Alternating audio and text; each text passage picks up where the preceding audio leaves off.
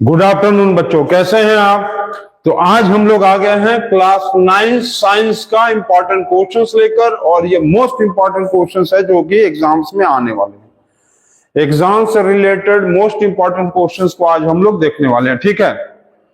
तो सभी बच्चे आ गए हैं, तो आज हम लोग देखेंगे मोस्ट इंपॉर्टेंट क्वेश्चंस क्लास 9 का साइंस मैथ का। इसी तरह से हम लोग वीडियोस बना चुके हैं और आज हम लोग देखने वाले हैं साइंस का, ठीक है।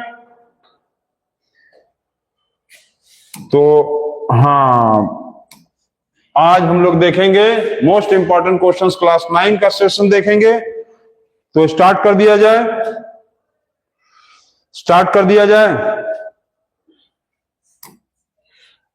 चलिए, फर्स्ट क्वेश्चन आ गया है। तो क्लास 9 का इंपॉर्टेंट क्वेश्चंस साइंस का। तो फर्स्ट क्वेश्चन चलिए स्टार्ट करते हैं। फर्स्ट क्वेश्चन क्या दिया हुआ है, पढ़ो जल्दी से। फर्स्ट क्वेश्चन क्या दिया है,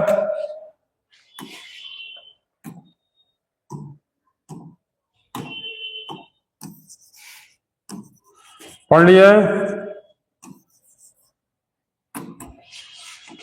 क्या लिखा है, which of the following conditions is most favourable for converting gas into liquid. Gas को लिक्विड में कन्वर्ट करने का सबसे फेवरेबल कंडीशन कौन सा, सबसे इंपॉर्टेंट फेवरेबल कंडीशन कौन सा है जिससे हम लोग गैस को लिक्विड में बदल सकते हैं।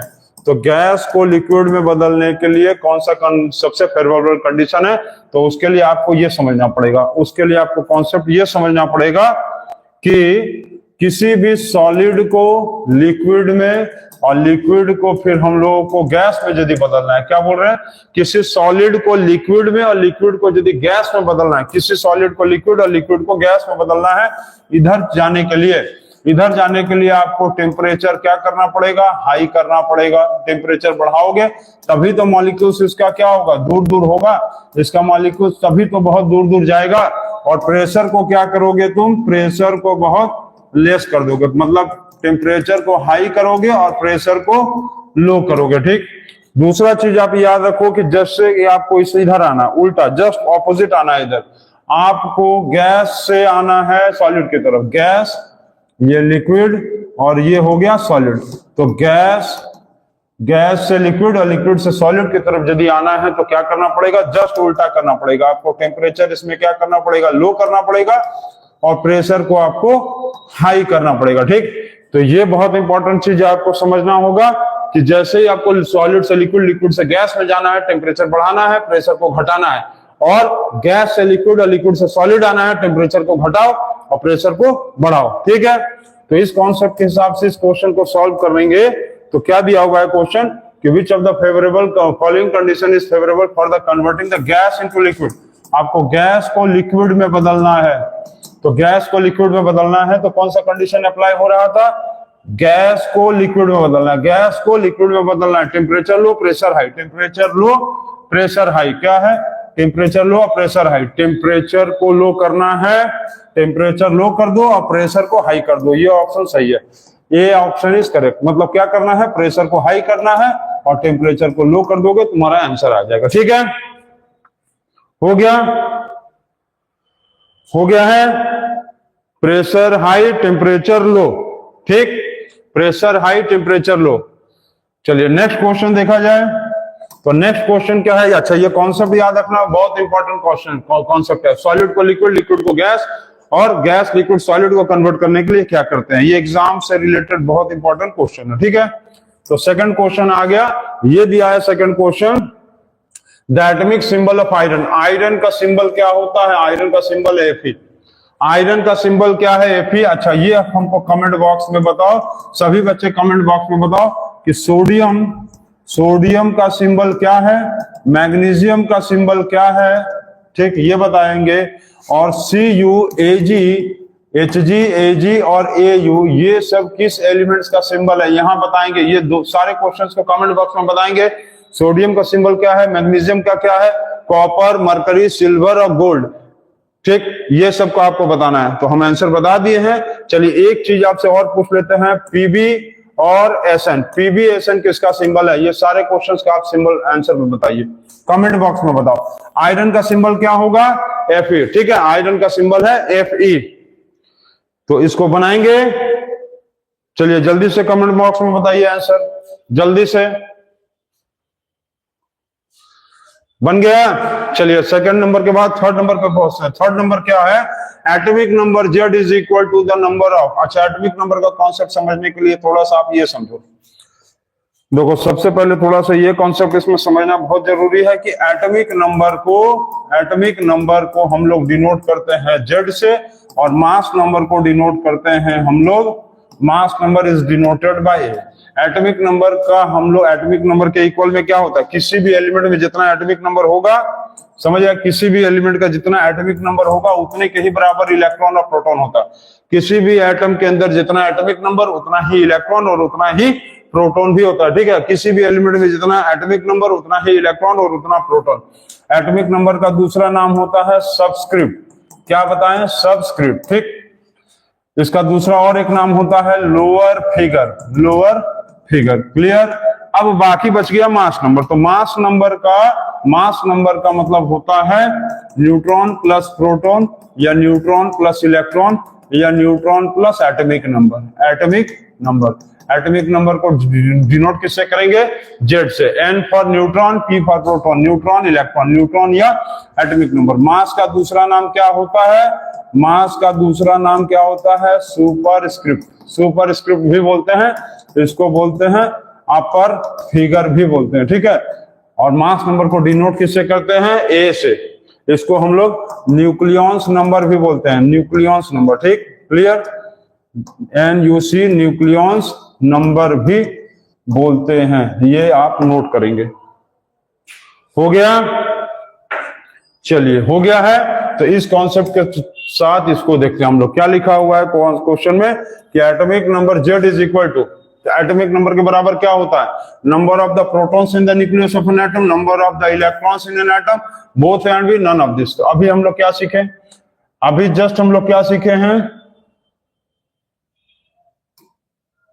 हाँ, क्या सीखे हैं? एटॉमिक नंबर के बराबर इलेक्ट्रॉन प्रोटॉन होता है, तो एटॉमिक नंबर के बराबर इलेक्ट्रॉन और प्रोटॉन होगा।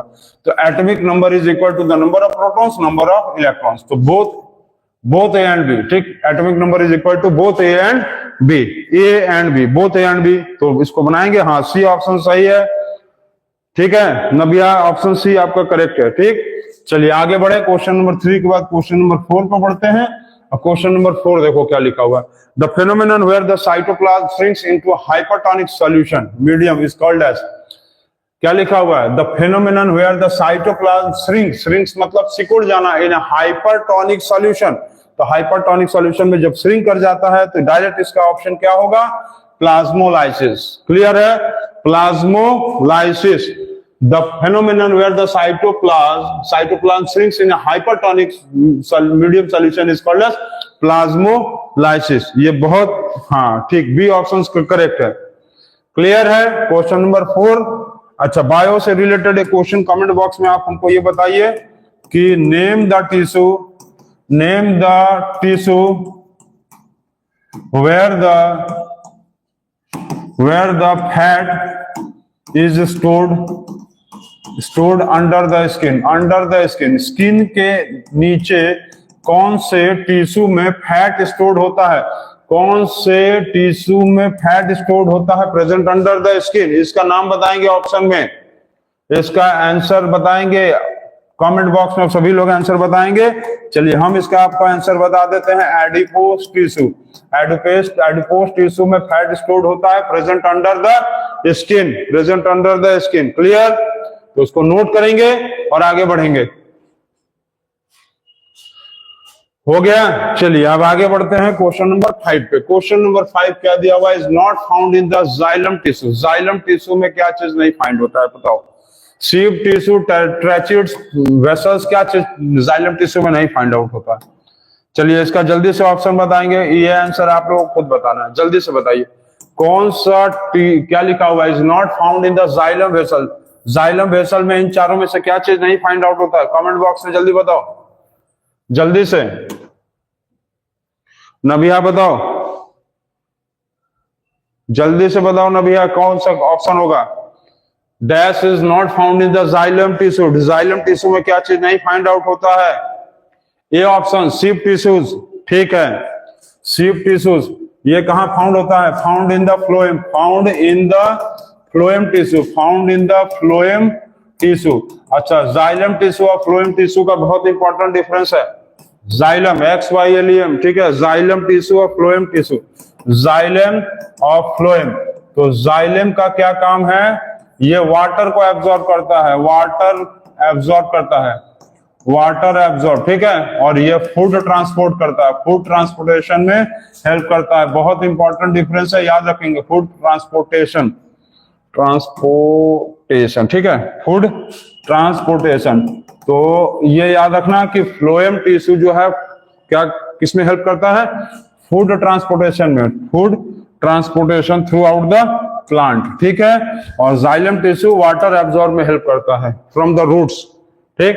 ये food transportation through the stems और water absorb by the roots, और ये है food transportation by the stems. तो बहुत इंपॉर्टेंट डिफरेंस था ये, इसको आप नोट रखेंगे, लर्न रखेंगे, और बहुत इंपॉर्टेंट चीज है। हो गया? चलिए उसके बाद नेक्स्ट क्वेश्चन पढ़ते हैं। क्वेश्चन नंबर 6 क्या दिया हुआ है? When a body vibrate it compresses the air surrounds and forms a high density area called as. High density area को क्या बोलते हैं? Compression. High density area is called as compression, ठीक है। हाई डेंसिटी एरिया क्या होता है? Compression. और लो डेंसिटी एरिया क्या होता है? ये भी देख लो। लो डेंसिटी एरिया को क्या बोलते हैं? Rarefaction. Low density area is called as rarefaction, ठीक है। और ये कंप्रेशन और रेयर फ्रैक्शन कौन से वेव का पार्ट है? तो ये दोनों जो है, ये दोनों किसका पार्ट है? Longitudinal wave to transverse wave. तो all this are part of the longitudinal wave का पार्ट होता है, लॉन्गिट्यूडनल वेव, ठीक है। अच्छा ये बताओ, क्रेस्ट और ट्रफ किसका पार्ट है? तो क्रेस्ट और ट्रफ किसका पार्ट होता है? ट्रांसवर्स वेव का। Transverse wave needs no medium for the propagation but the longitudinal wave needs the propagation. Longitudinal wave को मीडियम चाहिए प्रोपोगेट करने के लिए। इसका एग्जांपल होगा साउंड वेव, और ट्रांसवर्स वेव का एग्जांपल होता है लाइट वेव। इसलिए कंप्रेशन जो है वो हाई डेंसिटी एरिया है और rarefaction low density area होता है। नोट कर लोगे इसको। हो गया है ये सभी बच्चों का?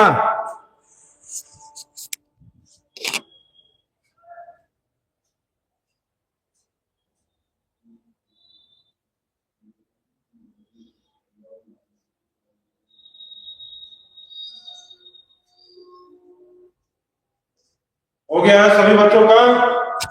सभी बच्चे बना लिए हैं?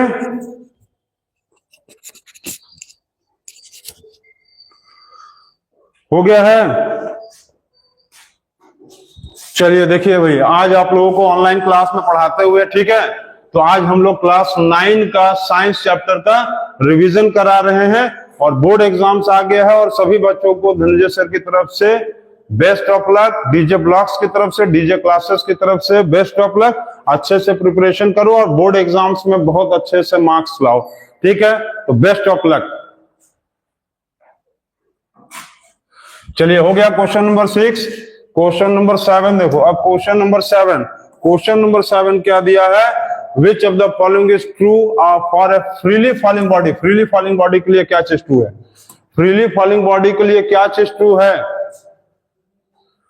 Which of the following is true for a freely falling body? It moves with the non-uniform motion. It has constant zero acceleration. It has zero velocity. Has a non-uniform acceleration. बताओ क्या होगा? क्या होगा? It has constant non-zero acceleration या zero velocity. क्या होगा?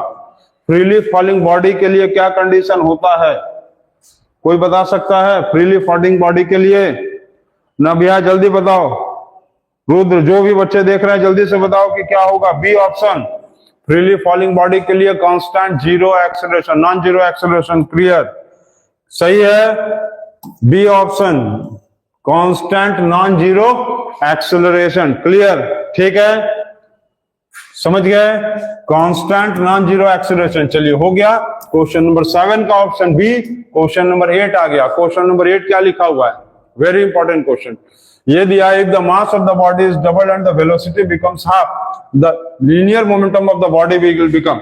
अच्छा, momentum का मतलब फॉर्मूला क्या होता है? Momentum is equal to mass into velocity. ठीक लिखा है, if the mass of the body is double, double का मतलब हो गया 2m and the velocity becomes half, velocity half का मतलब v/2।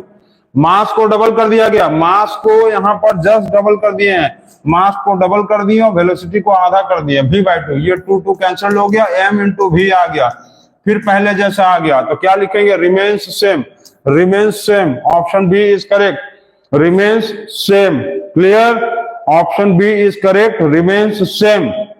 Option B is correct, remains same. तो क्वेश्चन नंबर 8 हो गया। अच्छा, लीनियर मोमेंटम से रिलेटेड क्वेश्चन में ये भी पूछता है कि इसका एसआई यूनिट क्या है? तो इसका एसआई यूनिट होता है केजी मीटर पर सेकंड, और सीजीएस यूनिट भी पूछ लेता है। सीजीएस यूनिट क्या होगा? तो सीजीएस यूनिट होगा सेंटीमीटर ग्राम पर सेकंड। सेंटीमीटर ग्राम क्या होगा? सेंटीमीटर ग्राम पर सेकंड। ठीक, तो सेंटीमीटर ग्राम पर सेकंड। क्लियर है?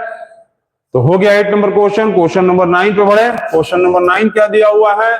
An alpha particle is also known as, alpha particle को हम लोग क्या बोलते हैं? Subatomic particle, neutral particle, non ionized helium atom या डबली चार्ज हीलियम आयन। क्या होगा बताओ? Alpha particle. अल्फा किसके बराबर होता है? अल्फा है ये 4-2, अल्फा जो है 4-2 है। अल्फा किसके इक्वल है? सब एटॉमिक पार्टिकल, न्यूट्रल पार्टिकल, क्या लिखा है? एन अनआयोनाइज्ड हीलियम एटम या डबली चार्ज हीलियम आयन। क्या होगा? जल्दी से बता सकते हो? An unionised helium atom. ठीक, an unionised helium atom is the correct option for the question number 9। ठीक है, क्वेश्चन नंबर 9 का सी ऑप्शन होगा। क्वेश्चन नंबर 10 देखो, अब क्वेश्चन नंबर 10 क्या दिया हुआ है? Reason assertion. क्या दिया हुआ है? 2 persons on the surface of the moon cannot talk। 2 आदमी यदि मून के सरफेस पे जाएंगे तो वो लोग बात नहीं कर सकते हैं। क्या लिखा है? There is no atmosphere on the moon, there is no atmosphere on the moon. Both assertion A and reason R are true and reason R is the correct explanation of A। Both assertion A and reason are true but reason A is not the correct explanation। A is true but the reason, ये गड़बड़ है, ये option A correct है। ठीक है, both assertion A and reason are true। देखो A इसका true है, assertion भी सही है और इसका एक्सप्लेनेशन भी सही क्या है कि एटमॉस्फेयर में मून नहीं होता है, इसीलिए A ऑप्शन सही ऑप्शन है कि A क्या लिखा है? A and reason are the correct and reason R is the correct explanation of assertion। ठीक है, तो ये हो गया क्वेश्चन नंबर 10 नंबर। उसके बाद नेक्स्ट देखें। चलिए क्वेश्चन नंबर नेक्स्ट 10 नंबर के बाद 11 देखते हैं। Write down the formula for formula formula बताना है आपको सभी को, फॉर्मूला चलिए बताइए एक एक करके। तो सोडियम ऑक्साइड फर्स्ट नंबर में है क्या, सोडियम ऑक्साइड। सोडियम का एटॉमिक नंबर क्या होता है 11, 281। ऑक्सीजन का क्या होता है 8 होता है, 26। तो सोडियम का क्या होगा 1 और ऑक्सीजन का हो गया 2। क्रॉस इंटू करेंगे क्योंकि इसको 8 चाहिए, 8 - 6 वैलेंसी इसका 2 हो गया और इसका वैलेंसी होगा 1। तो इसका क्रॉस इंटू करेंगे तो क्या आएगा Na2O। सेकंड पार्ट क्या लिखा है एल्युमिनियम क्लोराइड, इसका फॉर्मूला क्या आया Na2O। एल्युमिनियम क्लोराइड का होगा एटॉमिक नंबर एल्युमिनियम का 13, 283 और क्लोरीन का एटॉमिक नंबर होता है 17, 287। तो 287 के हिसाब से चलेंगे तो यहाँ पर एल्युमिनियम का होगा 3 और क्लोरीन का वैलेंसी होगा 1, क्योंकि 8 - 7 होता है 1। आपको पता है कि जिसके लास्ट में 1 2 3 होगा वो मेटल होता है और जिसके लास्ट में 4 5 6 7 8 होगा वो नॉन मेटल होगा। और मेटल का वैलेंसी क्या होगा जो लास्ट नंबर, और नॉन मेटल का वैलेंसी क्या होगा 8 माइनस लास्ट नंबर, ठीक। उसके हिसाब से 8 - 7 1। अब क्रॉस इंटू करेंगे तो AlCl3, एल्युमिनियम क्लोराइड का फॉर्मूला आया AlCl3 हो गया, AlCl3 क्लियर है, हो गया है। अब इसके बाद हम लोग आगे देख लेंगे थर्ड वाला पार्ट। थर्ड वाला पार्ट क्या दिया है, थर्ड पार्ट दिया है यहाँ पर सोडियम सल्फाइड। तो सोडियम सल्फाइड, सोडियम का होगा एटॉमिक नंबर 11 और सल्फर का होता है 16। तो 281 और 286, तो इसका वैलेंसी होगा 1 और इसका वैलेंसी होगा 8 - 6 = 2। सोडियम का हो गया 1 और सल्फर का हो गया 2। क्रॉस इंटू करेंगे Na2S, Na2S clear. Fourth part में दिया है मैग्नीशियम हाइड्रोक्साइड। मैग्नीशियम का होता है वैलेंसी 2 और हाइड्रोक्साइड का वैलेंसी होता है 1। क्रॉस इंटू कर लो, ये 2 हो गया मैग्नीशियम का, ठीक है। मैग्नीशियम का क्या होता है वैलेंसी 2 और क्रॉस इंटू कर लेंगे तो MgOH का होल ट्वाइस। तो सोडियम सल्फाइड का आ गया Na2S और मैग्नीशियम हाइड्रोक्साइड का MgOH का होल ट्वाइस क्लियर। मैग्नीशियम का यदि एटॉमिक नंबर तुम देखोगे चेक करोगे तो 12 होता है, तो 282 लास्ट में मेटल है तो वैलेंसी इसका 2 ही होगा। तो ये चारों का वैलेंसी आप फॉर्मूला लिख दिए हैं, ठीक है, हो गया। हाँ, मैग्नीशियम हाइड्रोक्साइड MgOH का होल ट्वाइस। तो क्वेश्चन नंबर 11 हो गया। अब आगे बढ़ा जाए हम लोग क्वेश्चन नंबर 12 पे। तो क्वेश्चन नंबर 12 देखो क्या है, during the experiment a signal from A spaceship reach the ground station in 5 minutes. अच्छा, टाइम कितना दिया हुआ है 5 मिनट, 5 मिनट में वो उसका सिग्नल रीच किया, पहुंचा है मतलब।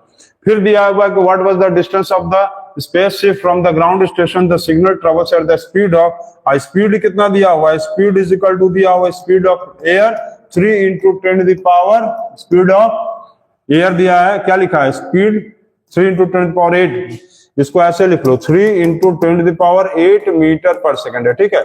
ये चीज जो है वो 3 × 10⁸ मीटर पर सेकंड है। तो कहा है व्हाट वाज द डिस्टेंस, तो डिस्टेंस इज इक्वल टू क्या होगा speed into time, distance is equal to speed into time. During an experiment a signal from the spaceship reached the ground station in 5 minutes, what was the distance of the spaceship from the ground station. बस सीधा simple formula लगा 3 × 10⁸ metre per second, time दिया हुआ है 5 minute, तो 5 × 60 change, इसको 60 minute से 60 में मतलब सेकंड में चेंज कर लो। तो ये हो गया 5 3 15, 15 6 90 और ये 0, तो 900 × 10⁸ मीटर पर सेकंड। समझ गए, 900 × 10⁸ metre per second is your answer, ठीक हो गया। 900 × 10⁸ मीटर पर सेकंड, तो पर सेकंड तो आएगा नहीं क्योंकि डिस्टेंस पूछा था, तो डिस्टेंस में बस मीटर आ गया, खत्म। क्या आंसर आया 900 × 10⁸ मीटर लिख सकते हैं, इसको किलोमीटर में भी चाहो तो चेंज कर लो। तो इसको नोट कर लो और उसके आगे देखो, उसके आगे, क्योंकि डिस्टेंस पूछा था तो डिस्टेंस का यूनिट जो होगा वो मीटर पर सेकंड में तो होगा नहीं, मीटर होगा या किलोमीटर लिख सकते हैं। हो गया, नोट कर लिए हैं, हो गया। चलिए क्वेश्चन नंबर 13 पर बढ़ते हैं। क्वेश्चन नंबर 13 क्या दिया हुआ है, क्वेश्चन नंबर 13 दिया हुआ है state the universal law of gravitation. ये बहुत इंपॉर्टेंट चीज है, बहुत इंपॉर्टेंट चीज। इसका डेफिनेशन तो एकदम आपको लर्न कर लेना चाहिए। इसका डेफिनेशन क्या है, every body in the universe attracts every other body which is directly proportional to the product of their masses and inversely proportional to the square of the distance between them. देखो क्या हम बोल रहे हैं, every body in the universe, everybody in the universe attracts every other body in the universe attracts every other body which is directly proportional to the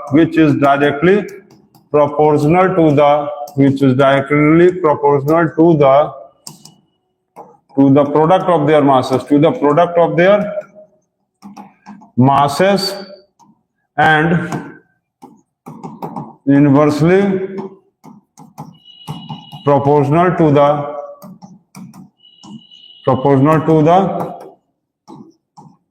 square of the distance between them. Inversely proportional to the square of the distance,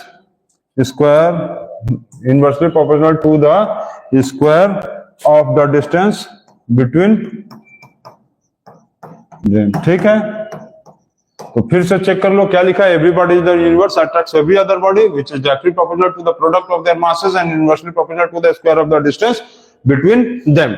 इसको explain यदि करना है तो कैसे explain करेंगे, ये देखो लिखा है कि यहां पर क्या है,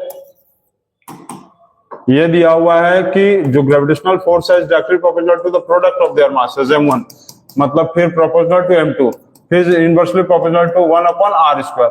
तो ये फर्स्ट आया, ये सेकंड आया और ये थर्ड आया। तो यहां क्या लिखेंगे, combining first second third, combining COMBIN,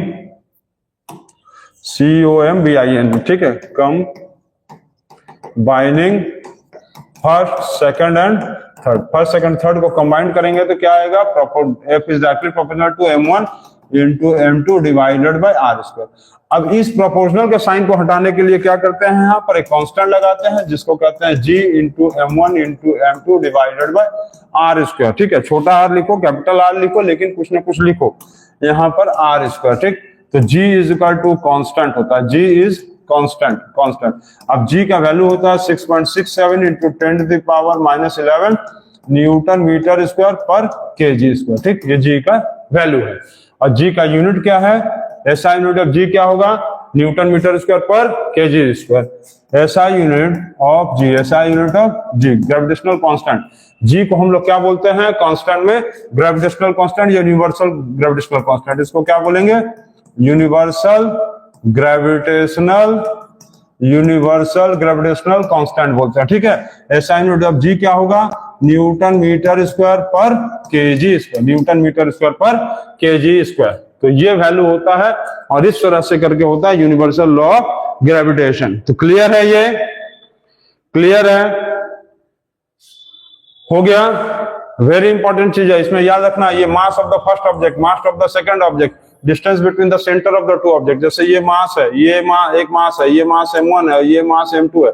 तो हम जो डिस्टेंस लेंगे इन दोनों के सेंटर से लेंगे, यहां से, इसको हम लोग कहेंगे r। ठीक है, m क्या है, m mass of the first object, m2 क्या है, mass of the second object. ठीक, और r क्या है, distance between the centres, distance between the two centres. ठीक, दोनों ऑब्जेक्ट के मासेस का सेंटर का जो डिस्टेंस है, सेंटर से दूरी रहेगा, ये चीज गड़बड़ है। यदि यहां से नाप लेंगे तो गड़बड़ हो जाएगा, याद रखेंगे, ये गलत है।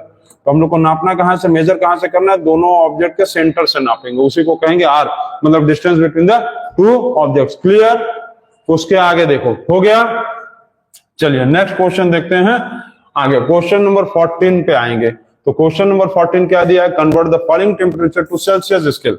तो सेल्सियस स्केल पे जाने के लिए पहले आप एक कन्वर्जन आप समझ लो, इसको नोट करो, कन्वर्जन को आप समझो कि हम बताना क्या चाह रहे हैं। कन्वर्जन समझेंगे, कन्वर्जन बताएं। चलिए कन्वर्जन देखते हैं। तो कन्वर्जन आप देखोगे टेम्परेचर स्केल का, टेम्परेचर स्केल का आप कन्वर्जन समझ लो कि इसमें होता क्या है कि एक होता है सेल्सियस स्केल, एक होता है फ़ारेनहाइट स्केल होता है, एक होता है केल्विन स्केल। तो सबका क्या है, एक अपर फिक्स पॉइंट है UFP, upper fix point. UFP का मतलब होता है अपर फिक्स्ड पॉइंट। इसी तरह से होता है एलएफपी मतलब लोअर फिक्स पॉइंट। तो अपर फिक्स पॉइंट कितना है 100 डिग्री सेल्सियस, इसका लोअर फिक्स पॉइंट कितना है 0 डिग्री सेल्सियस। इसका रेंज कितना है, रेंज का मतलब दोनों का डिफरेंस, जिसको हम लोग डिवीजन भी कहते हैं, रेंज को हम लोग डिवीजन भी कहते हैं। क्या कहेंगे रेंज को, range is also called as division, range is also called as division. तो डिवीजन का मतलब क्या है, upper fixed point minus lower fixed point, ठीक है, लोअर फिक्स्ड पॉइंट। तो दोनों को आप माइनस कर लो, 100 माइनस 0 क्या होगा 100। रेंज का कोई यूनिट तो होता नहीं है। चलो अब फ़ारेनहाइट पे आ जाओ, तो इसका अपर फिक्स्ड पॉइंट कितना होगा, तो इसका अपर फिक्स्ड पॉइंट होगा कितना होगा 212 degree Fahrenheit. Lower fixed point कितना होता है इसका 32 डिग्री फ़ारेनहाइट होता है। इसका रेंज और डिवीजन कितना होगा, तो इसका रेंज और डिवीजन जो होगा वो होगा 212 माइनस 32 इज इक्वल टू 180। ठीक है, माइनस करना है, माइनस कर दिए। ठीक है, चलो इसमें देखेंगे अपर फिक्स्ड पॉइंट कितना होगा इसका 373 केल्विन। इसका लोअर फिक्स्ड पॉइंट कितना होगा, तो 273 केल्विन। क्लियर। इसका रेंज कितना होगा, रेंज का मतलब वही डिवीजन, तो इसका रेंज या डिवीजन कितना, तो इसको भी वही upper fixed point minus lower fixed point, दोनों को माइनस कर देंगे। 373 माइनस 273 इज इक्वल टू 100। 100 किसी का रेंज, कोई भी रेंज का जो है, किसी भी रेंज का कोई भी यूनिट नहीं होता, रेंज का यूनिट नहीं होता। क्लियर है। अब इसको हम लोग यदि कन्वर्ट करेंगे एक दूसरे में ना, देखो conversion of one temperature scale into another, conversion of one temperature scale into another, मतलब एक टेम्परेचर स्केल को दूसरे टेम्परेचर स्केल पे कन्वर्ट करने के लिए क्या करेंगे, तो क्या करेंगे जल्दी से बताओ। देखो इसका फॉर्मूला होता है scale minus lower fixed point divided by range. ये फॉर्मूला आप लर्न कर लो और इस फॉर्मूला से सारे क्वेश्चंस को आप बना लो। ये फॉर्मूला लर्न करना है और सारा क्वेश्चन बना लेना है। तो क्या होगा, सेल्सियस से मान लो तुमको जाना है फ़ारेनहाइट से केल्विन में जाना है, तो कोई भी फॉर्मूला भी यूज कर लो, इसी को लगाओ। Scale Celsius minus lower fixed point 0 divided by range 100 is equal to Fahrenheit F lower fixed point 32, range कितना होगा इसका 180। केल्विन का K, इसका लोअर फिक्स्ड पॉइंट कितना होता है 273, लोअर फिक्स्ड पॉइंट कितना होता है केल्विन का 273 और रेंज कितना होगा 100। इस फॉर्मूला को यूज करिए और इस फॉर्मूला से यूज करके कोई भी क्वेश्चन को बना डालिए। तो ये जो है कौन सा फॉर्मूला है, मैजिकल फॉर्मूला है, ये मैजिकल फॉर्मूला है, समझ गए। हाँ sir, at what temperature Celsius and Kelvin scale is equal 40 degree Celsius, 40 degree पे at what temperature the degree Celsius Kelvin और क्या बोलते हैं केल्विन डिग्री सेल्सियस और फ़ारेनहाइट 40 डिग्री पे इक्वल होता है। ठीक, केल्विन और टेम्परेचर और क्या बोलते हैं सेल्सियस और फ़ारेनहाइट जो है 40 पे इक्वल होता है। रोहित उसको भी सॉल्व करके दिखा दे क्या, चलो वो भी सॉल्व करके दिखा देते हैं। ये लिखा हुआ है कि eight what temperature does the Celsius and Fahrenheit is equal, Celsius और फ़ारेनहाइट किस टेम्परेचर पे इक्वल होता है 40 पे, याद लर्न है, या 40 पे होता है। देखो कैसे आया, C minus 0 divided by 100 is equal to F minus 32 by 180। अभी जो फॉर्मूला लिखे हैं उसके हिसाब से, ये अभी यही फॉर्मूला हम लोग लिखे हैं, इसी के हिसाब से चलो सॉल्व कर देते हैं। अब लिखा हुआ इक्वल, तो C और F दोनों का वैल्यू तुम X ले लो, तो X minus 0 divided by 100 is equal to F की जगह क्या लिखेंगे X माइनस 32 डिवाइडेड बाय 180, ये 0 0 कैंसिल हो गया, 2 5 जा 2 9 जा। अब यहाँ आगे सॉल्व कर देते हैं, तो आगे सॉल्व करेंगे तो क्या होगा 9x is equal to 5x minus 32। ठीक, तो 9x is equal to 5x minus 160, 9x minus 5x is equal to minus 160, तो 4x is equal to minus 160, x is equal to minus 160 divided by 4 is equal to minus 40। तो Celsius और Fahrenheit जो है minus 40 degree Celsius पे equal होता है, ये याद रखेंगे। वेरी इंपॉर्टेंट क्वेश्चन, ठीक है, वेरी इंपॉर्टेंट क्वेश्चन है ये, बहुत इंपॉर्टेंट क्वेश्चन था, ये बहुत इंपॉर्टेंट क्वेश्चन है। ये मैथ्स में भी दिया हुआ है, लीनियर इक्वेशन 2 वेरिएबल में, लीनियर इक्वेशन इन वन जो वेरिएबल वाला क्वेश्चन है, चैप्टर 4 है शायद तुम लोग में मैथ में। तो चलिए इसको सॉल्व कर लेते हैं। इसका हम एक्सप्लेनेशन तो बता दी है, अब आपको करना है कि किसमें कन्वर्ट करना है। लिखा है कि convert the following temperature in Celsius, 300 kelvin को सेल्सियस में चेंज करना है। तो C minus 0 divided by 100 is equal to is equal to K minus 273 divided by 100। यही रिलेशन होता है, 100 100 कट गया। C is equal to K minus 273, 300 kelvin दिया है तो 300 minus 273 is equal to 27 degree Celsius. पहला का आंसर है 27 डिग्री सेल्सियस, ठीक है। दूसरे में दिया है 573 केल्विन, तो फिर वही relation C minus 0 divided by 100 और K माइनस 273 डिवाइडेड बाय 100। जो फॉर्मूला अभी हम बताए थे, scale minus lower fix point divided by range, ये फॉर्मूला को यूज करो और कोई भी में चेंज करो, किसी भी चीज में आप चाहो तो चेंज कर सकते हो, ठीक है।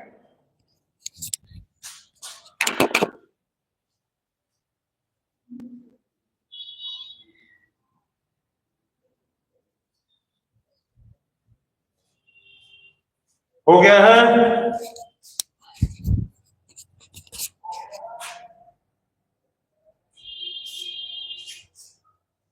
चलिए सॉल्व करें तो क्या करेंगे, C का value C divided by 100 is equal to K का वैल्यू 573 माइनस 273 डिवाइडेड बाय 100, ठीक। 100 100 cancel, C is equal to दोनों को माइनस कर दीजिए, 300 केल्विन, 300 केल्विन और सॉरी केल्विन नहीं, सेल्सियस में पूछा है, सेल्सियस 300 सेल्सियस, 300 सेल्सियस और यहां पर आया 27 डिग्री सेल्सियस, यस।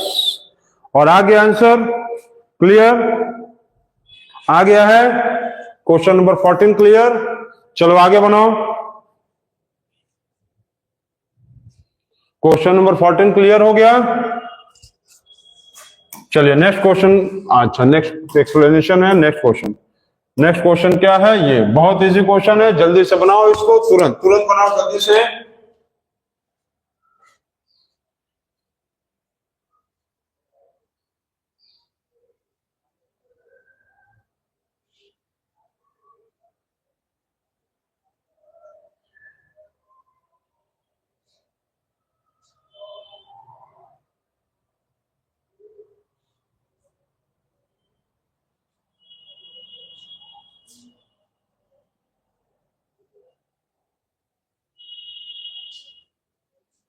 हो गया, बना लिए, आ गया है। चलिए आगे देखें क्या लिखा है, calculate the formula unit mass of ZnO, zinc oxide, sodium oxide, potassium carbonate का आपको फॉर्मूला एटॉमिक मास बताना है। तो क्या करना है, पहला क्या है, जिंक ऑक्साइड ZnO, जिंक का वैल्यू क्या दिया हुआ है एटॉमिक मास में 65, तो 65U प्लस ऑक्सीजन का दिया हुआ है 16U, तो ऐड कर देंगे तो क्या आएगा 81U। और U पर क्या होता है, AMU का मतलब atomic mass unit, atomic mass, atomic क्या होगा, atomic mass unit, atomic mass unit होता है, ठीक है। क्या होता है, atomic mass unit.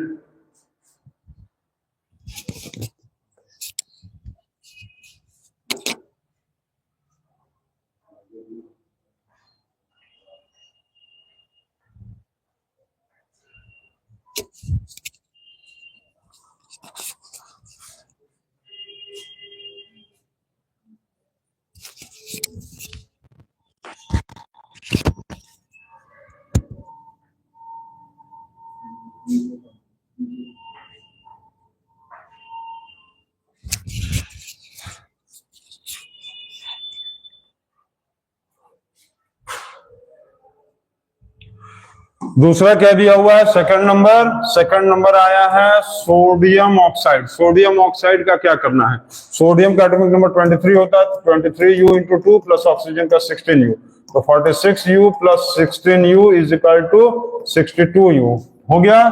Third part क्या कहा है, third part potassium carbonate K2CO3, तो इसका पोटेशियम का होता है 39U प्लस कार्बन का होता है 12U प्लस ऑक्सीजन का होता है 16U इंटू 3, तो 39U plus 12U plus 48U is equal to 60 plus 139 is equal to 99U, और ये तीनों आंसर आ गया है, आ गया है, ये तीन आंसर आ गया है, जल्दी से चेक करो। हाँ, first part 81U, second part 62U, third part हो गया 99U।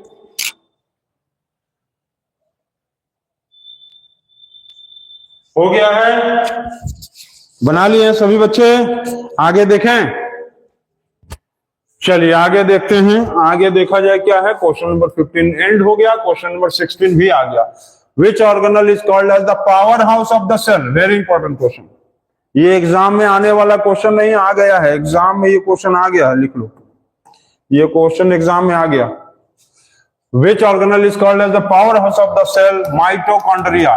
माइटोचॉन्ड्रिया नहीं, mitochondria is called as the power house of the cell. Power house of cell, power house of the cell mitochondria को कहते हैं, क्योंकि ये सेल को एनर्जी देता है। क्या देता है? ये सेल को एनर्जी देता है in the form of ADP and ATP, because it provides the cell as the energy in the form of ADP and ATP, ADP adenosine diphosphate, क्या बोले? Adenosine diphosphate and ATP adenosine di मतलब 2, ठीक है, और ATP adenosine triphosphate, adenosine triphosphate, and tri मतलब 3, try मतलब 3, die मतलब 2, mono मतलब 1, penta hexa hepta octa nona deca. समझे क्या बोले? Mono di tri, mono di tri tetra penta hexa hepta octa nona और deca. 1 for mono, 2 for di, tri tetra penta hexa hepta octa nona deca, इस तरह से होता है। तो यहां पर डाई है तो डाई फॉस्फेट 2, ट्राई मतलब 3, ट्राई फॉस्फेट, ठीक है, हो गया, हो गया है।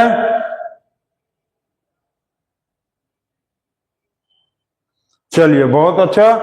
अच्छा, इसमें और एक चीज आप ध्यान दोगे, इसमें कमेंट पे, चलो कमेंट बॉक्स क्वेश्चन कुछ आपसे हम ये पूछ लेते हैं, ये बताओ आप कि सुसाइडल बैग किसको कहते हैं? सुसाइडल बैग्स किसको कहते हैं?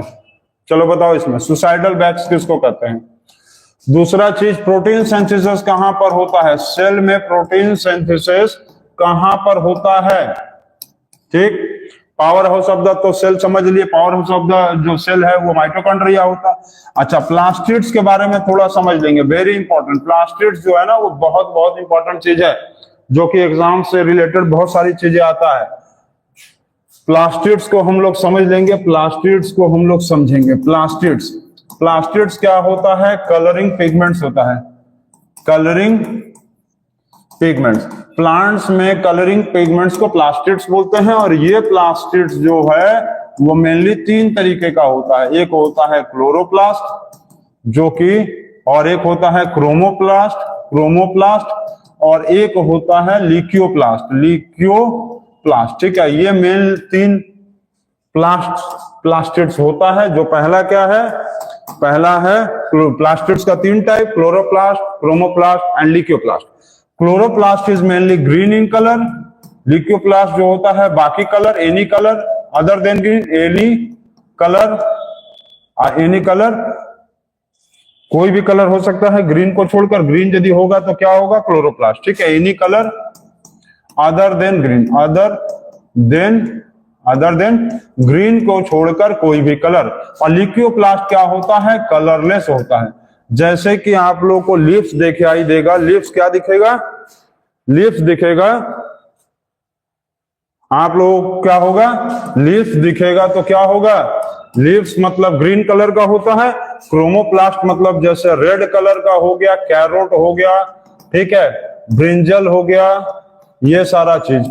और कलरलेस का मतलब जैसे हो गया पोटैटो हो गया, रेडिश हो गया, ये सारी चीजें जो है लिक्योप्लास्ट कंटेंट करता है। कैरोट, ब्रिंजल, ठीक है, ये सब कंटेंट करता है क्रोमोप्लास्ट, और क्लोरोप्लास्ट कंटेंट करता है ग्रीन वेजिटेबल्स या ग्रीन लीव्स या कोई भी चीज, ठीक है। तो इसको नोट करिए जल्दी से।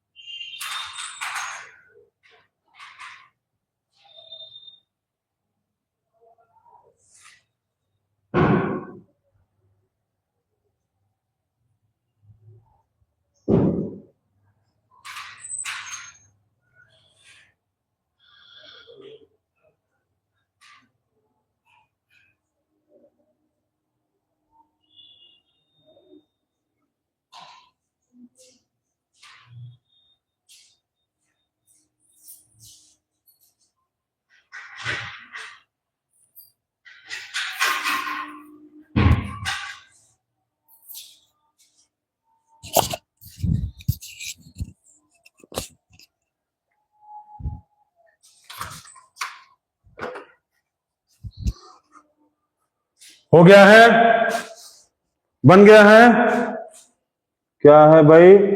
यस सर देख लिया हूं मैं, तो क्या है, क्या कमेंट है?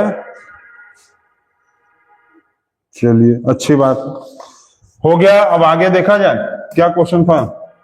क्वेश्चन बन गया था ये 16 नंबर, 17 नंबर क्वेश्चन पर पहुंचा जाए, तुरंत उड़ के 17 नंबर। चलिए, why are the lysosomes called as the suicidal bag? देखो अभी कुछ बच्चे आंसर लिखते रहते हैं राइजोसोम्स ना, lysosomes is called as the suicidal bag.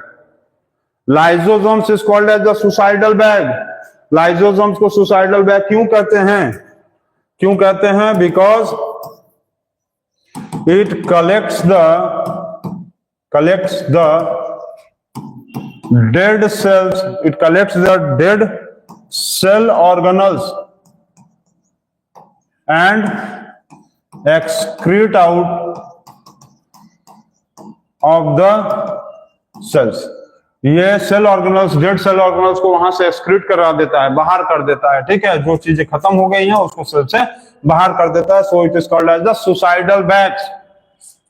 Next, an echo is heard in time 3 second. Time दिया हुआ है 3 सेकंड है यहाँ। What is the distance of reflecting the sound from the given that the speed of the sound is 300। स्पीड दिया हुआ है 342 metre per second. Speed is 342 metre per second और फाइंड करना what is the distance. What is the distance? So distance is equal to speed into time. Distance is equal to speed into time.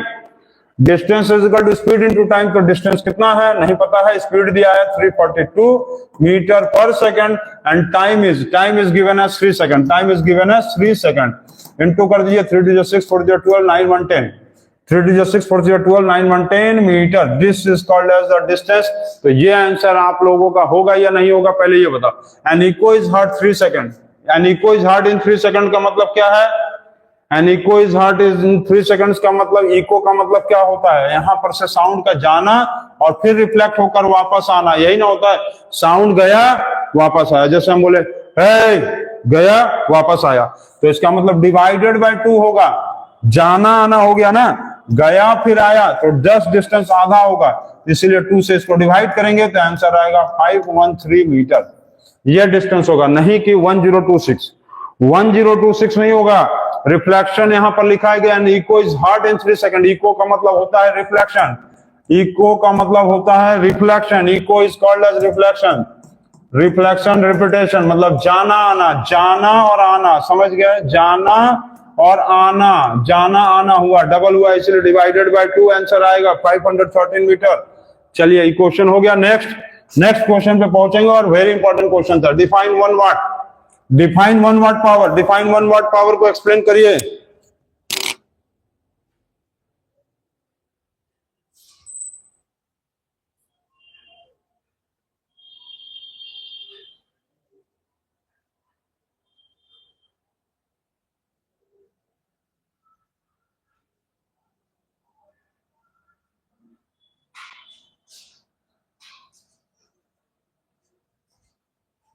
हो गया है?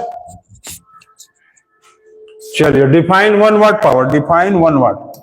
1 watt क्या है? 1 watt of power को define करना है, तो पावर का फॉर्मूला सीधा लिखो पहले। Power is equal to work by time. Power is equal to work by time मतलब 1 watt is equal to 1 joule divided by 1 second. 1 joule is equal to 1 second. 1 joule is equal to 1 watt is equal to 1 joule divided by 1 second. यही ना होता। Power is equal to work by time.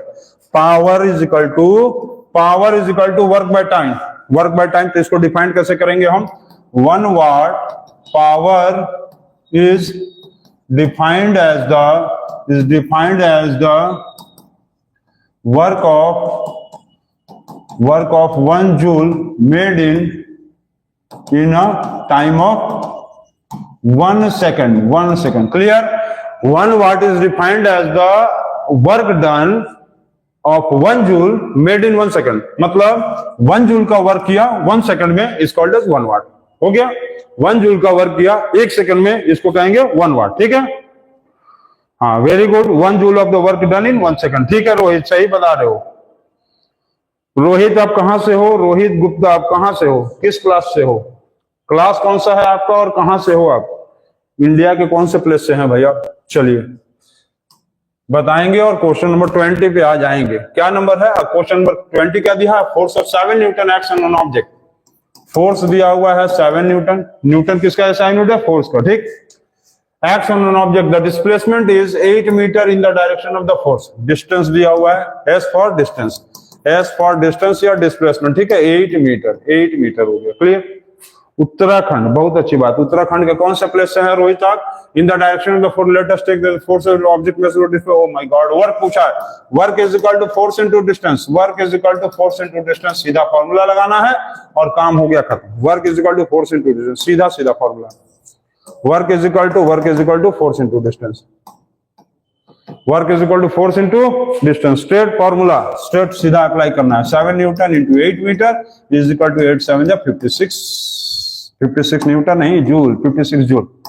ठीक है, 56 joule. इसी तरह से joule. Rohit आप add जुड़े रहिए चैनल पे हम लोगों के, और बहुत जल्द जो है हम लोग का क्लास 10 का नया सेशन जो है, क्लास 10 का न्यू सेशन, क्लास 10 का न्यू सेशन जो है हम लोगों का 1 मार्च से स्टार्ट हो जाएगा।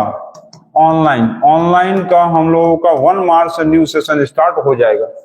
ठीक है, तो हो गया है 56 जून। चलिए, वेरी गुड। नेक्स्ट क्वेश्चन पे बढ़ जाए हम लोग आगे। Oh my god, next question आ गया 21 नंबर। डिफाइन, क्या लिखा है? Define isotopes. आइसोटोप्स क्या होता है? तो बहुत इंपॉर्टेंट टॉपिक है, बहुत जबरदस्त टॉपिक है, बहुत इंपॉर्टेंट टॉपिक है। इसके लिए यहाँ पर चलो एक्सप्लेनेशन करते हैं। आइसोटोप्स, आइसोटोप्स का एक्सप्लेनेशन देखो। आइसोटोप्स क्या होता है? Are the atoms of the same element, are the atoms of the same element having the same atomic number but different mass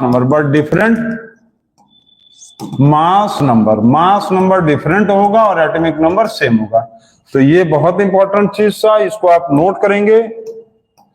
Isotopes are the atoms of the same element having the same atomic number but different mass number. Element same होगा, याद रखेंगे। इसमें क्या होता है कि same element होना चाहिए, ठीक है, सेम एटॉमिक नंबर होना चाहिए, सेम एटॉमिक नंबर भी होना चाहिए। और सेम एटॉमिक नंबर का मतलब इलेक्ट्रॉन और प्रोटॉन भी क्या होगा? इलेक्ट्रॉन प्रोटॉन भी क्या होगा? इसमें सेम होगा। ठीक। और मास नंबर क्या है? मास नंबर जो होगा इसमें डिफरेंट होना चाहिए। Mass number should be different, mass number should भी डिफरेंट होना चाहिए। ठीक है, आइसोटोप्स में। आइसोटोप्स का यदि एग्जांपल समझोगे तो देखो ये होता है हाइड्रोजन 1 हाइड्रोजन 2 हाइड्रोजन 3 ये लिखो, या क्लोरीन का लिखो 3517 और 3517 ये। तो ये इसको हम लोग क्या बोलते हैं? इसको हम लोग कहते हैं protium. Protium, this is called as protium, this is called as deuterium and this is called as tritium. Protium, deuterium और ट्रिटियम। ठीक। और ये जो है एक आइसोटोप्स ऑफ क्लोरीन भी है। आइसोटोप्स ऑफ यूरेनियम भी होता है 23592, यूरेनियम 237, यूरेनियम 23792, यूरेनियम 23792 और यूरेनियम 23992, यूरेनियम 23892। ये सब यूरेनियम का आइसोटोप्स है। ठीक। हाँ, same element but different, same element. ठीक। तो ये नोट करेंगे। और क्वेश्चन में क्या पूछा था? क्वेश्चन में फाइंड आउट करना था, right the define the isotopes. हो गया, एग्जांपल लिख दिए और इसका यूजर्स लिखना, तो यूजर्स लिख लोगे। चलो, it is used in treatment of cancer. Cancer के ट्रीटमेंट में यूज होता है कोबाल्ट 60। ठीक, कोबाल्ट 60 वाला जो है कैंसर के ट्रीटमेंट में यूज होता है। और मान लो ये लिख लो H21, जिसको हम लोग क्या बोलते हैं? Deuterium. Deuterium is used to make the heavy water, heavy water का मतलब होता है खारा पानी, जिसका फॉर्मूला है D2O and D2O is also called as deuterium oxide. Deuterium oxide. ठीक है, तो नोट कर लेंगे इसको और उसके आगे देखेंगे। हो गया, समझ में आ रहा है? समझ में आ रहा है। 21 हो गया। क्वेश्चन नंबर 22 पे पहुंचते हैं। 22 नंबर क्वेश्चन क्या है? और बहुत इजी क्वेश्चन सब आ रहा है। बहुत अच्छा, आ गया क्वेश्चन, बड़ा सा इजी बोल रहे थे, आ गया, इजी बोलते ही आ गया इजी। क्या लिखा है, wait of the body is the force which with which the body is attracted towards the center of the earth is given by W is equal to mg, where g is acceleration due to gravity at the center of the earth, g is equal to 0. As we move over below the surface, the value of the g goes on decreasing. The standard value of the g on the surface is standard value कितना होता है, g का value कितना होता है, जल्दी से बता दो। 9.8 metre per second, 9.8 metre per second, ठीक। ये लिखा हुआ है कि सरफेस पे, अर्थ सरफेस पे जी का वैल्यू होता है 9.8 मीटर पर सेकंड, ठीक है। जी से यदि आप ऊपर जाओगे, मतलब सरफेस से ऊपर जाओगे, तो जी का वैल्यू क्या होगा, लेस हो जाएगा। यहां नीचे आओगे तो जी का वैल्यू क्या होगा, मोर हो जाएगा। और सरफेस पे रहोगे तो 9.8 मीटर पर सेकंड हो जाएगा, ठीक है, हो गया। तो option number A is correct. Question number 23, eight the centre of the earth the value is, eight the centre of the earth, at the centre of the earth का मतलब इस जगह पे, सेंटर पे आ गए तो value of g is 0, value is 0। क्योंकि जी का वैल्यू क्या होता है, जी का वैल्यू होता है gm divided bye r square. Eight the centre का मतलब यहाँ पर तुम यदि जी आ गए तो यहाँ पर रेडियस है ही नहीं, सेंटर पे आ गए, रेडियस है ही नहीं, खत्म, 0 लिख सकते हैं, या तो इसको इन्फिनिटी में लिखा जा सकता है, इन्फिनिटी या 0, ठीक है। लेकिन एक्चुअल में इसका आंसर इन्फिनिटी होगा, क्योंकि gm divided by at the centre का of the radius, at the centre of the earth, at the centre of the earth का मतलब रेडियस 0 है, मतलब 0 से किसी चीज को डिवाइड करेंगे तो क्या आएगा, इन्फिनिटी होगा। तो इसका एग्जैक्ट आंसर 0 नहीं होगा, क्या होगा, इन्फिनिटी। ध्यान रखना इस क्वेश्चन पे, ध्यान रखना कि इसका आंसर आएगा इन्फिनिटी, क्योंकि किसी भी नंबर को 0 से डिवाइड करोगे तो इन्फिनिटी होगा। Eight the centre of the earth, centre of the earth का मतलब यहाँ पर रेडियस है ही नहीं, 0 है, 0 से डिवाइड करेंगे इन्फिनिटी आएगा, ठीक है, इन्फिनिटी। ध्यान देना इसको, हम जो बोले हैं किसी भी नंबर को 0 से डिवाइड करेंगे तो इन्फिनिटी होता है। हो गया, 23 नंबर क्वेश्चन हो गया, आगे बढ़ो। चलिए क्वेश्चन नंबर 24 पे पहुंचेंगे हम लोग तुरंत। क्या दिया हुआ है, बॉडी गिवन मास वेट्स, किसी भी बॉडी का जो मास है वो सबसे ज्यादा वेट कहां पर होगा, सबसे ज्यादा वेट कहां होगा, maximum at the centre, more at the depth below the surface of the earth, और height above the surface, maximum at the surface. जैसे कि ये अर्थ है, तो आप जो है अर्थ से ऊपर जाओ, अर्थ से नीचे जाओ और सेंटर पर रहो, सबसे ज्यादा उसका वेट कहां होगा, W is equal to m into g. अभी आप यहां पर देखो क्या लिखा है, स्टेटमेंट पढ़ो, लिखा है toward the centre of the earth, क्या लिखा हुआ है, where the g is acceleration due to gravity at the centre of the earth, as we move above और below the surface the value of the g decreasing. Clear, क्या कहना चाह रहा है, कहना यह चाह रहा है कि आप ऊपर जाओगे तो जी डिक्रीज हो रहा है, यह कहना चाह रहा है। नीचे आ रहे हो, जी डिक्रीज हो रहा है। इसका मतलब है कि जी का सबसे वैल्यू मैक्सिमम कहां है, जी का जो वैल्यू है मैक्सिमम कहां है, जी का वैल्यू मैक्सिमम कहां है, सरफेस पे। मैक्सिमम कहां है, सरफेस पे, सरफेस पे मैक्सिमम है, तो वेट भी कहां मैक्सिमम होगा, सरफेस पे। समझ गए, ऊपर जाने पे जी घट रहा है, नीचे जाने पे जी घट रहा है, और यहाँ पर जो जी है वो मैक्स है। मैक्स कहां है, सरफेस पे। तो जी का वैल्यू यदि मैक्सिमम सरफेस पे है तो weight is equal to m into g. यदि मैक्सिमम सरफेस पे है तो इसका वेट भी मैक्सिमम कहां होगा, eight the surface of the अर्थ। कहानी खत्म हो गया। 24 नंबर क्वेश्चन इज एंडिंग। 24 था, 23 खत्म, 24 खत्म, 25 भी आ गया है तुरंत। 25 नंबर क्वेश्चन आपके पास आ गया। 25 नंबर क्वेश्चन आ गया है। क्या है क्वेश्चन को जल्दी देखिए, very good question. Now body weights 40 kg on the surface of the earth, ठीक। अब लिखा हुआ है at the centre of the earth its mass and weight at the body. चलो ठीक है, इसका मास दिया हुआ है 40, क्या लिखा है, मास 40 kg दिया है, और लिखा है कि its mass and weight at the centre पे। सेंटर पे क्या होगा, तो मास पे कांस्टेंट होता है। किसी भी बॉडी का मास जो होगा वो कांस्टेंट होता है। तो चलो मास तो 40 kg ही होगा, मास हो गया क्या आया, 40 kg, ठीक है। अब बाकी बच गया वेट, तो weight is equal to m into g. m into centre पे क्या होता है, सेंटर पे, एट सेंटर। अभी जी का वैल्यू हम क्या बोले, 0, मतलब 0 तो एग्जैक्टली नहीं है, मतलब इन्फिनिटी को हम लोग यहाँ पर 0 ले लिया है, तो 0 से इंटू करेंगे तो 0 आएगा। तो mass 40 weight 0, mass 40 weight 0, mass 40 weight 0, mass 40 weight 0 is correct option B. समझ रहे हो? तो अभी तुम लोग के क्लास 9 में देखो इन्फिनिटी को 0 मान के चला, इन्फिनिटी को 0 मान के चला है, उसके हिसाब से ऑप्शन बी करेक्ट है। मास कांस्टेंट होता है, मास 40 का 40 रहेगा, वेट एट द सेंटर निकालेंगे तो m इंटू जी का वैल्यू 0, m इंटू 0 0, खत्म हो गया ये क्वेश्चन। तो बहुत अच्छा, और आगे बढ़ा जाए क्वेश्चन नंबर 26। क्या दिया है? The kinetic energy of the object of mass m moving with the velocity of 5 metre per second. Kinetic energy का फॉर्मूला होता है half m v square. Kinetic energy दिया हुआ है 25 जूल है, हाफ इंटू मास दिया हुआ है, mass what is the mass, mass is m, and velocity यहां पर दिया हुआ है 5 मीटर पर सेकंड। वेलोसिटी दिया हुआ है 5 मीटर पर सेकंड, तो ये हो गया 25, इस 2 का इधर लाके इंटू कर दीजिए, ये हो गया m इंटू 25, तो 50 is equal to m into 25, 25 cut गया 2, तो ये क्या आया 2 kg आ गया मास। क्या आया? 2 kg is the mass, mass is equal to क्या आया 2 kg, तो मास आ गया 2 kg, mass is equal to 2 kg। अब ये लिखा हुआ है कि what will be the kinetic energy when the velocity is increase 3 times. Kinetic energy कितना होगा जब इसके वेलोसिटी को इंक्रीज करके 3 टाइम्स कर दिया गया है? कर दीजिए। तो काइनेटिक एनर्जी का फॉर्मूला क्या होगा? हाफ m v स्क्वायर, तो हाफ इंटू मास कितना आया है 2 kg, 2 kg लिख दो।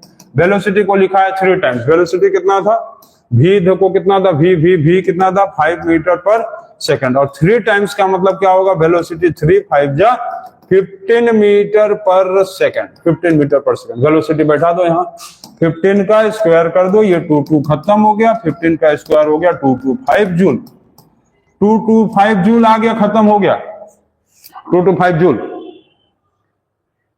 हो गया। तो क्वेश्चन नंबर 26 कंप्लीट हो गया। नेक्स्ट क्वेश्चन देखिए आगे, जल्दी से इसको मूव करिए।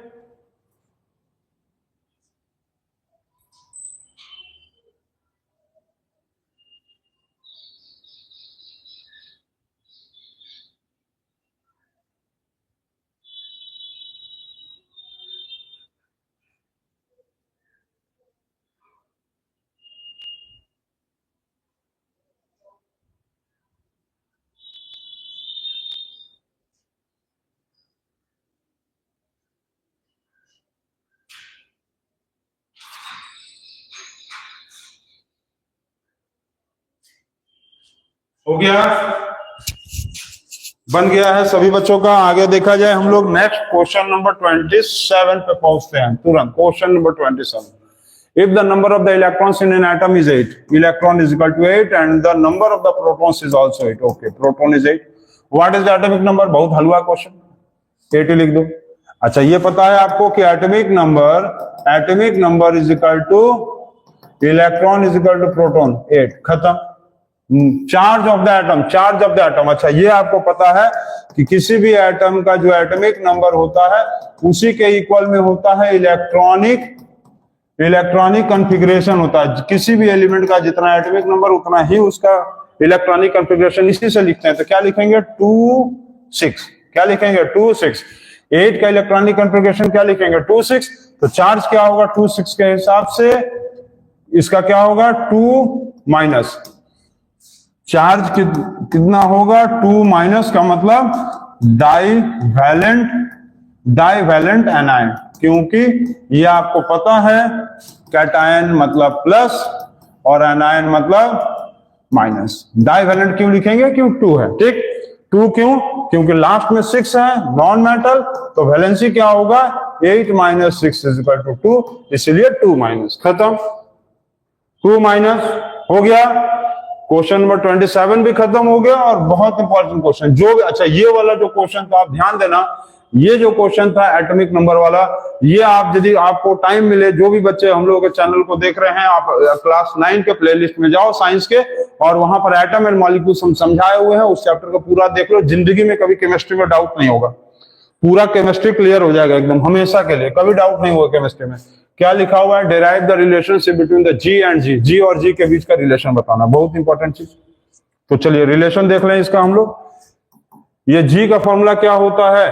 अच्छा, किसी भी बॉडी का जो होता है फोर्स के इक्वल में क्या होगा? ग्रेविटेशनल फोर्स किसी भी ऑब्जेक्ट का जो ग्रेविटेशनल फोर्स होता है उसके इक्वल में क्या लिखाएंगे, gravitational force is equal to weight of the body. जितना किसी भी ऑब्जेक्ट का ग्रेविटेशनल फोर्स होगा वही उसका वेट ऑफ द बॉडी होता है। ग्रेविटेशनल फोर्स का फॉर्मूला क्या होता है, G into mass of the object, mass of the earth divided by r square, radius of the earth. ठीक, रेडियस ऑफ द अर्थ या कोई प्लैनेट ले लो। और यहाँ पर वेट ऑफ द बॉडी का मतलब क्या होगा, मास of the object into gravity on the earth. समझिए क्या बोले, ग्रेविटेशनल फोर्स का फॉर्मूला क्या होता है, gravitational constant, mass of the object, mass of the earth, mass of the अर्थ में तो कोई भी प्लैनेट लिख लो, और रेडियस ऑफ द अर्थ हो गया, और मास of the object into gravity on the earth. ठीक है, अर्थ लिया या कोई प्लैनेट हो सकता है, ये और ये कैंसिल हो गया। तो क्या आया, G into mass of the radius, mass of the earth, mass of the earth, radius of the earth divided by ये। तो फॉर्मूला जो बनेगा ग्रेविटी का क्या बनेगा, G is equal to GM divided by r square. अब ये acceleration due to gravity किसी प्लैनेट का निकालने के लिए कह दे, अर्थ का कह दे, उसी तरह से यहाँ हो गया, ये क्या है, mass of the planet, radius of the planet, acceleration मतलब वो कैपिटल G का मतलब gravitational constant, capital G gravitational constant, capital M का मतलब mass of the planet, radius मतलब रेडियस ऑफ द प्लैनेट, और G मतलब acceleration due to gravity on that planet, जिस प्लैनेट पे कहेगा।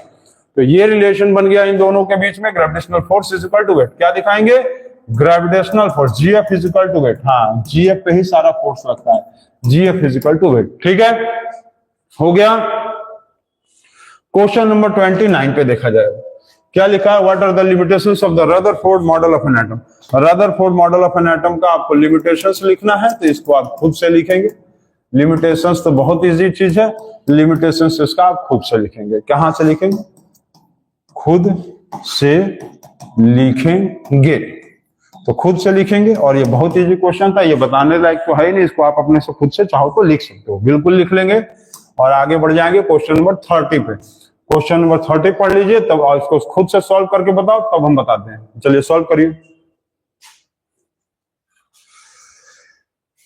क्या दिया हुआ, ट्रेन स्टार्टिंग फ्रॉम, स्टार्टिंग लिख दिया है, तो इसका मतलब यू क्या होगा, 0। स्टार्टिंग का मतलब यू 0, और स्टॉप्स चलते चलते रुक गया तो भी 0।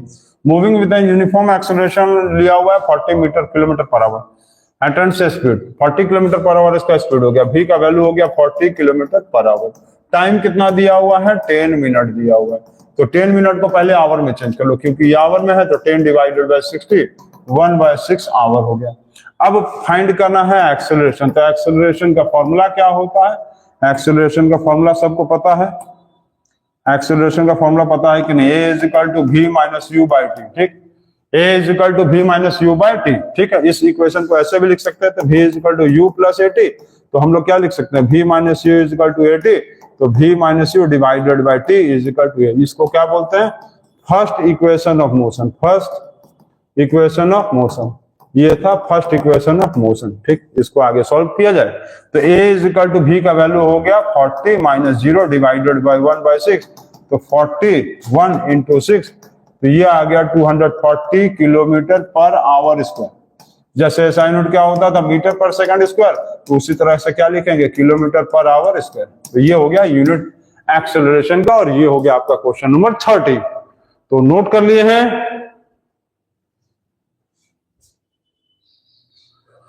हो गया है question number 30। Question number next देखा जाए, क्वेश्चन नंबर नेक्स्ट है ही नहीं, द एंड हो गया। क्वेश्चन नंबर आपका ये हो गया, लाइक सब्सक्राइब, द एंड हो गया, क्वेश्चन नंबर खत्म हो गया। तो इसको नोट कर लीजिए, इसको नोट कर लेंगे जल्दी से। और ये लास्ट क्वेश्चन था आपका, 240 किलोमीटर पर आवर स्क्वायर आ गया। तो फिर से हम लोग देख लेंगे। आज हम लोग क्या देख रहे थे, हम लोग देख रहे थे क्लास 9 का लाइव सेशंस देख रहे थे। ठीक, क्लास 9 का लाइव सेशंस हम लोग देख रहे थे, इंपॉर्टेंट क्वेश्चंस क्लास 10 का, जो कि खत्म हो गया। यही चीज हम लोग चैप्टर्स देख रहे थे। ठीक, तो सभी बच्चों से यही कहना चाहेंगे कि 9 क्लास का एग्जाम्स आप लोगों का एंड हो गया, और जो भी बच्चे हम लोग के चैनल से जुड़े हुए हैं, लगे हैं, देख रहे हैं, आप लोगों को एक चीज हम बताना चाहेंगे फिर से, कि हम लोगों का जो क्लासेस है वो आपको क्लास 10 जो है, क्लास 10 न्यू बैचेस जो है वो स्टार्ट होगा, स्टार्ट फ्रॉम 1 मार्च से ही हम लोग स्टार्ट कर देंगे, और इसके लिए हम लोग ऑनलाइन क्लासेस स्टार्ट हो रहा है 1 मार्च से। क्लास 10 नहीं, क्लास 10, 11, 12 और 9 चारों क्लास 9, 10, 11, 12 के सारे क्लासेस जो है, क्लास 9, 10, 11 और 12 के ये चारों क्लासेस जो है आप लोगों को ऑनलाइन में 1 मार्च 2025 से स्टार्ट हो जाएगा। तो इतना ही था आज, ठीक। तो आप लोग इसको पढ़िए और अच्छे से समझिए।